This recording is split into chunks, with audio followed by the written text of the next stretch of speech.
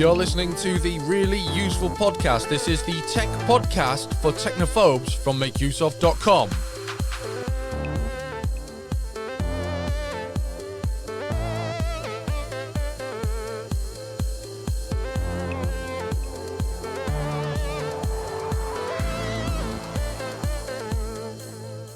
Welcome to the show. My name is Christian Cawley, and later in this podcast, I will be joined by a combination of Gavin Phillips and Ben Stegner in a few pre-recorded segments in which we will explore various topics to help you make better use out of your technology and understand the ever-changing world around us.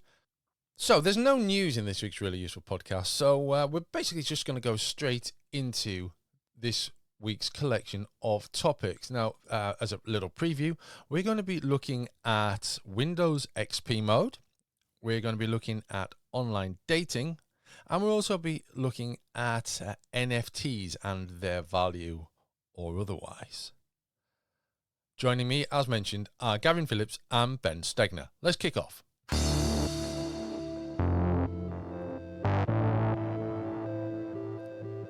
When I was a lad, you'd go out to meet a lady, maybe to a pub or to a dance. And you didn't go to the dance. You might go to a disco or a nightclub or a discotheque, or you might meet a lady at work. And then you might get to know each other, or in most cases you might not, because you've a completely afraid of the opposite sex. These days, there's a thing called online dating. I have an acquaintance who recently, in the past few years, split up with a long-time partner, and he went into the online dating world and found it quite baffling. But it seems that it's not simple for anyone of any age, really. Looking at this, there's 6 online dating mistakes that you could make and you need to avoid. Isn't that right, Ben? Yeah, so I will preface this by saying that your friend is exactly right. Online dating is the worst thing ever. It sucks for everybody. It's miserable. It's one of those things. I think it's, what are they like with the experiments where it's like you just keep doing the same thing over and over, like definition of insanity type thing, where it's like, okay, I've been using this for years and it's absolutely miserable, but this is how you meet someone these days. So I'm just going to keep using it and hope that one of these days the dice roll will be lucky and I'll get something out of it. So yeah, preface it by saying that online dating, it sucks. But there are some things you can do to improve your experience, keep yourself safe and things like that. So we can go through some of these. So first big one is neglecting safety. That's a big mistake, obviously. Most online dating sites have a very low barrier to entry. So there's a lot of just scams and other bad things. So these range from, people stealing photos and then trying to get you to fall for a Bitcoin scam or something like that, to people who actually, want to take you somewhere and then physically harm you. So some ways to combat some of this is know the signs of a fake profile, which we talk about in different articles. If someone refuses to talk on the phone with you or video chat, or all their messages seem really generic, that's probably a sign they're not a real person or they're lying to you. If you do meet up on a date, it's always best to go somewhere public for your first time. So, go to a coffee shop or wherever where there's plenty of people around. Drive yourself there so you're not relying on that other person to take you home. Don't drink too much because that adds problems to the situation. Have a good exit strategy, a reason that you can leave if things are awkward, things like that. And then also don't forget, on your actual profile, you should protect your privacy too. So don't include pictures that show like exactly where you live, or don't include your last name, so people can't look you up before you want them to be able to, and things like that. That's the first one. So some of the other mistakes are more to improve your quality of matches or your experience on it. So another mistake is using phony pictures. So you obviously don't want to use like blurry pictures or pictures with multiple people that make it hard to see who you are, but you don't want to go too far in the other direction either. So you don't want to use like perfect Photoshop pictures that are way beyond the real you. You don't want to use outdated pictures, how you look 10 years ago. If you don't look the same now, that's not really telling the truth. the best pictures are ones that just show you doing something you enjoy, that they can show the other person a bit about your personality. Having a variety of pictures is great too. Expanding that kind of out a little bit, the next thing to avoid is lying on your profile.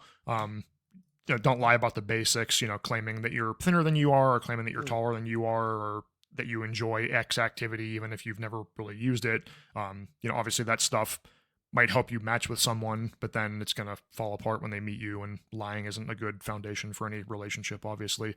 And something else important to remember too is that something you hate about yourself could be something that another person finds really attractive. So maybe you have freckles and hate them, but somebody else really loves them, and you wouldn't want to like hide that with your pictures, that kind of thing. Another one, so when you're sending a message, it's important to not be boring or creepy. So I'm sure everybody's gotten a message that's like, hey, or how's it going, which is really boring because people get that all the time. So you don't want to go too far on the other end and, write 5 paragraphs about why you want to spend the rest of your life with a person right away. But you should look at the person's profile and come up with something interesting. If they have a picture that shows them climbing a mountain or something, you can say, oh, when did you get into this? Or what's the coolest mountain you've climbed, or something like that, just to show that you looked at their profile and you're taking an interest in them and not just sending hey to 20 people all in a row, which is, that's another part that makes online dating boring. Any comments, Christian? I feel like I'm monologuing here. No, I'm sat here fascinated that you know so much about this. The article makes it sound like I know more than I do. Let's put it that way. This is an idealistic approach, I suppose. Okay. A couple more. So yeah, being too picky or idealistic, speaking of which, so online dating has some good things because, if you're of a certain religion and you want to find people that are the same way, that helps you kind of weed people out that aren't a fit for you right away, which is great. But it's also kind of easy to get into this rut of, I want someone who's this height and has this hair color and likes these things. And then you just ignore everybody else, which kind of limits your options, obviously. Think about the things that are really key to you, like your values or profession, or if someone lives close to you, that kind of stuff. And then once that, all the stuff that's smaller, don't worry about that. What kind of music they like or what kind of pets, that stuff you can figure out later. You don't want to limit your options too much. Same thing, in person. Remember that when you're on an app, you're not going to know stuff like, is the person attentive? Do they ask good questions? Are they on their phone too much? Did they interrupt you? Things like that. Like, you don't know that right away. So remember, give people a chance in an in-person date to see how it goes versus just when you're talking to them on an app. And then finally, make sure you're using the right dating service. So there's 8 billion dating apps. A lot of them use the swipe model from Tinder, but there's lots of different ones. Some cater to certain religions, some cater to certain age groups, certain races or social status. There's some apps that are only for rich elites, things like that. So there's definitely a lot of ones to choose from. So if you're not getting results on whatever app you're using, maybe consider one that's more geared towards people like you. Because another thing with the big apps too, like I said earlier about the low barrier to entry, the big free apps, there's 8 million people on them, and they're a lot of low quality accounts that are just there for something to do. So if you pick one of the more specific ones, you might have a better chance of finding someone who's serious about using the app to find somebody. That is all fascinating, and I'm pretty sure I won't, but should I ever find myself requiring some online dating information, I will be referring to this guide.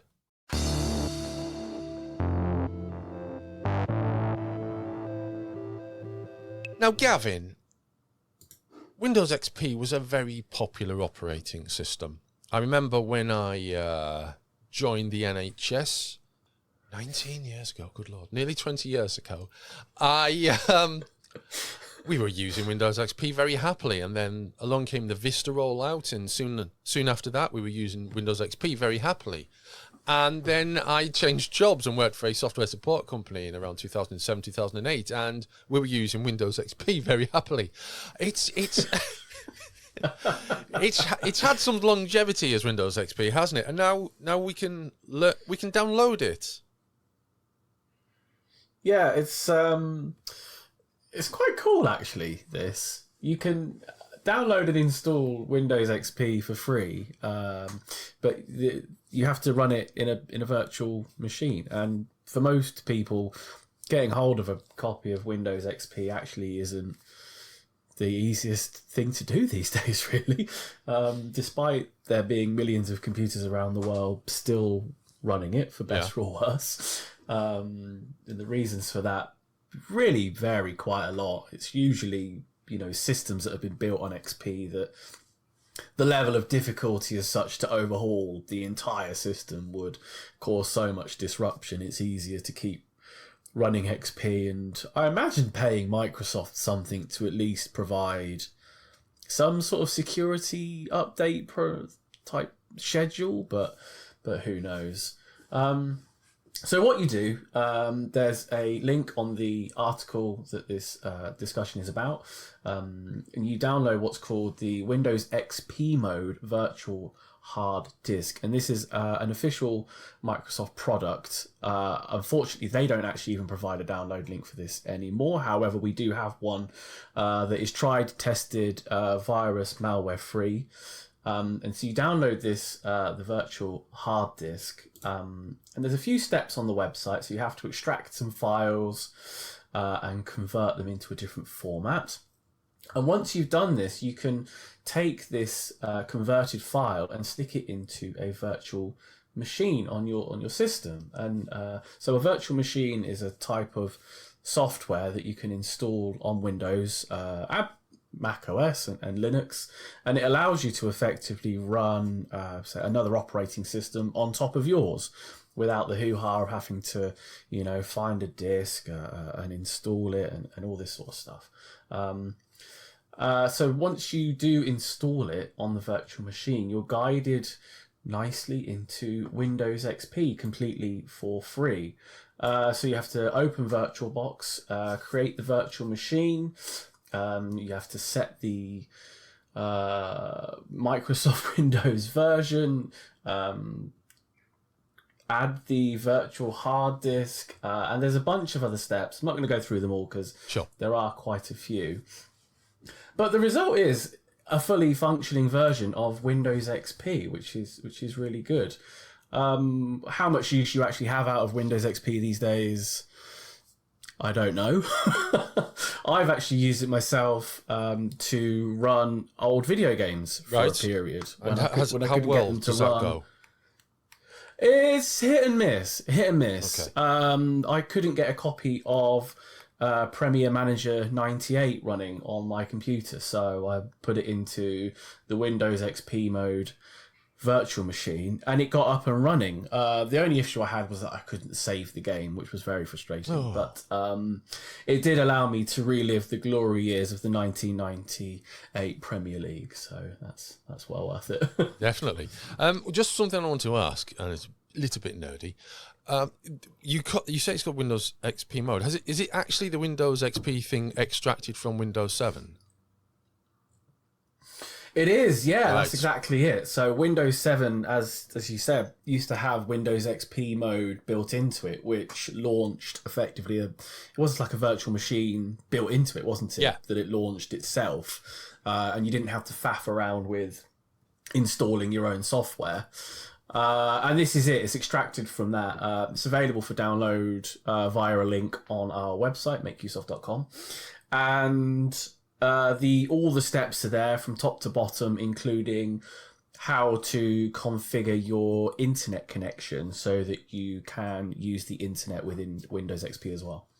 Excellent. Gavin? Yes. My Amazon Prime subscription renewed recently, and I'm wondering to myself, do I really need it? Is it worth my money? Oh, there's so many things you get with Amazon Prime. Convince me. Oh, convince you. Well, the biggest free perk is the free shipping, surely. I think the free shipping works differently, though, stateside to over here, doesn't it? So over here in the UK, it's 1 day delivery. Right. Well, Amazon Prime is like guaranteed 1 day. And depending on where you live, you might even get same day. In America, it's 2 day delivery is the guarantee. But I also think within some of the bigger cities, you can get same day delivery depending on where you are. And if you're like close to a massive logistics hub, then they can probably do that. Sure. And then I guess the second biggest thing is Prime Video. Do you use Prime Video?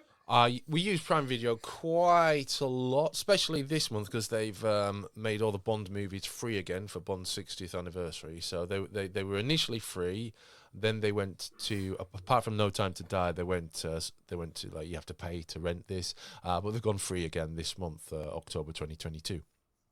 Aha, nice. Actually, I must admit I cancelled my Prime subscription recently, but one of the last things I watched on it was every single James Bond film. Oh, nice one. In order, which is very, very, very good. Great films. But I digress. So the question you're probably asking yourself actually is, how much does Amazon Prime cost? I think it gives quite good value for money at $139 a year. You can do a $14.99 per month plan. I think that's reasonable value, isn't it? If it gets to your house the next day, what do you think? I think it is, yeah. But I do feel I do like having things delivered promptly. I don't want to have to worry about when things are going to come. I do like to be able to say, I want it coming this day, and it comes that day. Now, we've had a few problems with things over the past few months, which weren't Amazon's issue. They were the issues of the sellers on Amazon. For instance, we ordered... Remember our heat wave in the UK? Well, here in my part of the UK, it lasted about 4 days. But we still ordered a paddling pool for it, which never came. And it still hasn't come. And, we've got the refund and everything like that. But additionally, we also got the kind of the cover for this paddling pool and the base for the paddling pool and everything. So they all came.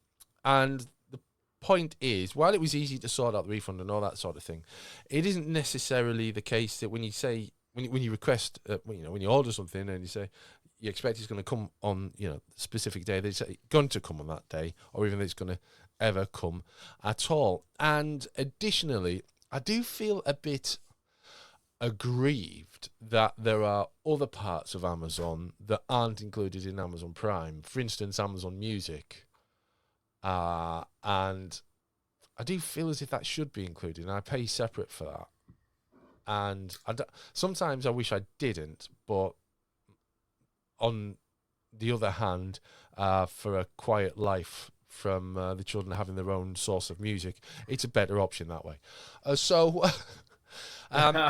Generally speaking, Amazon Prime is something that I kind of go along with at the moment. But, as time goes on, it may be that it isn't economical for me, I guess. But at the moment, it is a good idea. And I suspect that's the same for a lot of people, really. It's convenient, so it's worth paying for. But once it stops being that convenient, that's when you kind of don't want it anymore, isn't it? Absolutely. I think with Amazon, it does have lots of, like, if you like game streaming, Amazon owns Twitch, so you get free stuff through that, or you get some free bits on Audible, I believe, because they own Audible as well. Yep. You have the things from Amazon Prime Day. You get early things on that if you are a subscriber. There's Prime Photo, another thing that you can store your things or your photos.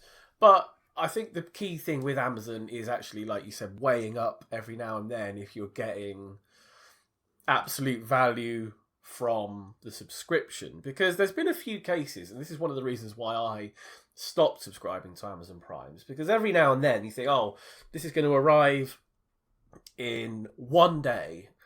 But if you compare the price of the product, you might actually find the product cheaper somewhere else, but you're going to have to wait 2 days or 3 days for it to arrive. So, obviously you're paying for the convenience. That's what it's there for. But if you don't need it, you can often find cheaper prices elsewhere. You just have to be a bit patient, which is really hard. Yes, that's true. Patience is hard, but also, I understand, it is a virtue.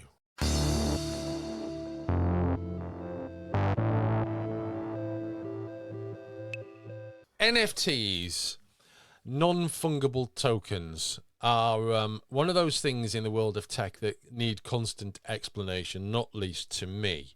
And I'm someone that owns an NFT that I created myself, and which, I hoped someone might at least attempt to offer a bit less for it than I've asked for. Still, no one's interested in my image of a pixelized breakfast. One day, Christian. One day. One day. Someone will swoop in. Which maybe I've overvalued it, maybe I've undervalued it. But so how do you determine the value of an NFT? Anyway.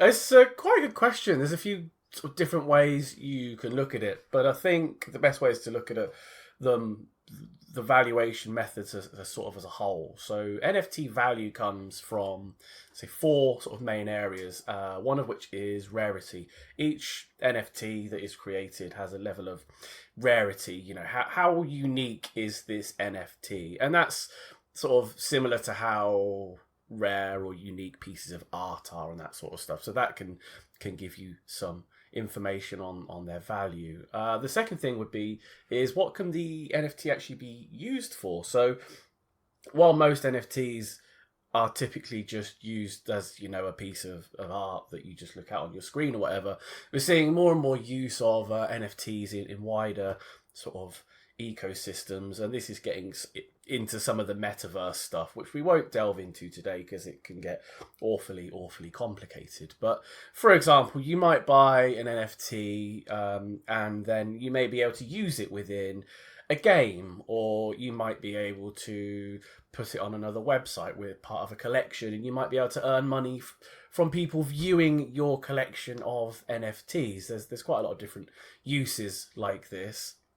The third point of valuation is NFT liquidity, and that refers to the sort of the general flow of sales for the specific type of NFT you've bought. So one of the biggest NFT projects that I'm sure quite a lot of people have heard of was the Bored Ape Yacht Club, who during last summer, 2021, that is, the prices of those NFTs shot up, went beyond belief. People were paying hundreds of thousands of dollars for them, which kind of bends your mind a little bit considering it's just digital art, but that's sort of besides the point. But a way to value and look at the value of NFTs is to see how much people are paying in general for something that you also want to buy. There's something called an NFT floor price, and that's the sort of the minimum suggested level that an NFT should be sold for.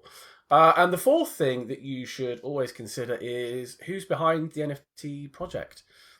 If the people behind it have a good reputation and have maybe created other projects before, are well known in the NFT and crypto space, then that's could be a good sign that it's going to be a solid investment. The other thing to consider is if they have sort of endorsements from people. I'd sort of err on the caution of this one a bit more than the people creating it, because, people can be paid to endorse things all the time. So that one's a bit sort of here and there.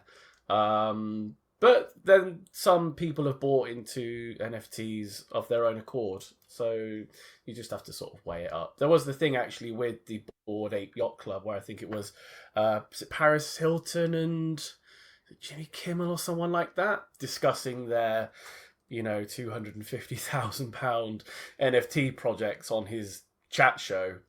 And then it later emerged that they both have the same agents, and lo and behold, their agents had a significant holding of the Bored Ape Yacht Club NFTs and links to the agency that were promoting it. So it was like, oh, look, that's why these two celebrities are on primetime US TV discussing ridiculously expensive NFTs. So why do people do things like that? Like it's not going to get discovered. Well, more dollars than cents written into the contract. More dollars than we'll ever see, Christian. But overall, there are some ways that you can try and value up an NFT, but I would always just err on the side of caution with any NFT project you think you might like the look of or like the idea of, because as we've seen, these things can be, well, they can be extremely fickle, can't they? Indeed, they can. Yes, as my NFT of a pixelized breakfast, a full English breakfast, as in 8-bit style, has singularly failed to even elicit anyone's drool. Oh, It would God. seem. One day, Christian. One day. Okay.